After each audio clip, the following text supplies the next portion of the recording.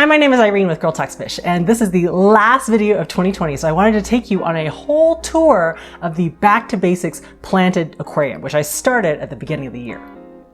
This is a 20-gallon high tank that I got from Petco's $1 per gallon sale, and it is on a stand rated for 20 gallons, and it has been here for quite a few years, but this particular setup started in, I think, March 2020. Because my 2019 Shy Guys jungle tank ended up in a huge train wreck where all the plants ended up melting, I didn't know why, they became covered in algae, my main focus for 2020 was successfully growing plants.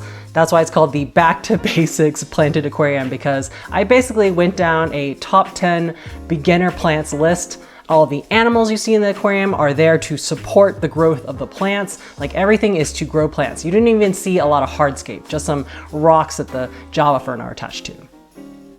This is a low-tech planted tank, so the only equipment is that Aquarium Co-op sponge filter in the back right, an Aquarium Pro heater in the back left, a Inkbird heater controller outside of the aquarium, and then I'm using a Fluval 3.0 light.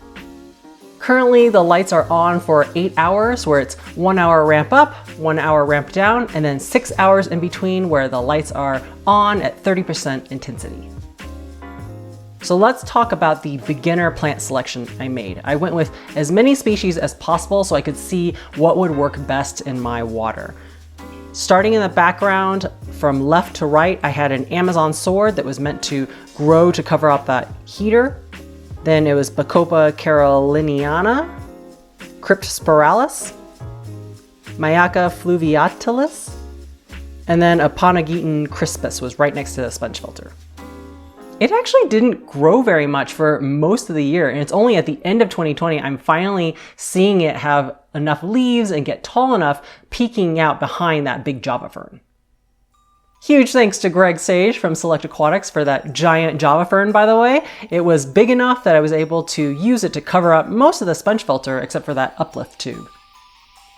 Other plants in the foreground included a Windalov Java fern or lacy Java fern, and then several types of Cryptocorynes such as Tropica, Wintii, and then Lutea. So let's talk about the plants that didn't make it. In the beginning of 2020, I was still doing things very similar to the way I did them in 2019. I hadn't learned how to balance this tank yet, and so I had the light on way too much, and the whole aquarium got covered in this short, green, thick kind of hair algae. It almost looked like black beard algae, but green instead. So the Mayaca, it has these like short fuzzy leaves.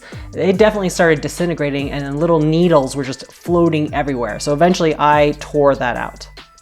Another plant that didn't do well was the Amazon sword. I think it just required a lot more root tabs than I was willing to give it. And then it was constantly being bumped around by the dwarf chain loaches that I added. So it did not do well, and eventually I took it out as well. Instead, I ended up replacing those two background plants with Water Sprite and Pogostemon stellatus octopus. As you can see, the Pogostemon stellatus loves my aquarium water, so I ended up moving it over to the left side because it was actually tall enough to finally cover my aquarium heater.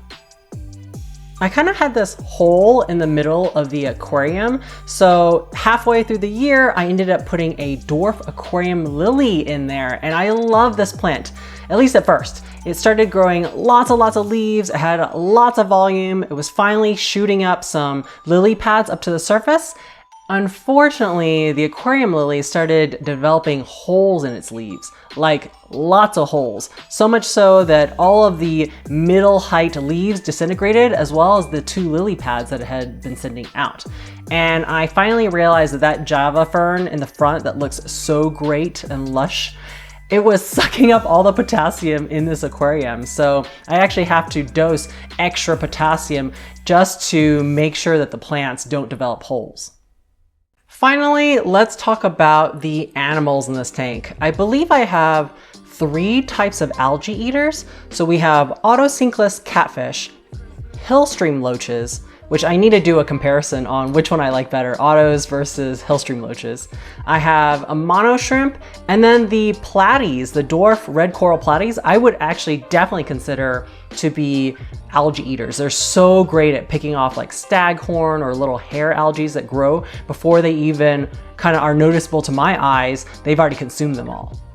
And then I have my very cute school of dwarf chain loaches, which I love. They can be a little shy if I suddenly just come up to the front of the tank, but then they'll quickly swarm to the front looking to see what I'm doing, if I have any food, that kind of thing. They've definitely gotten very fat and happy in this aquarium. Sonic the betta fish was supposed to be the main centerpiece fish for this aquarium, but unfortunately he has developed a case of fin rot.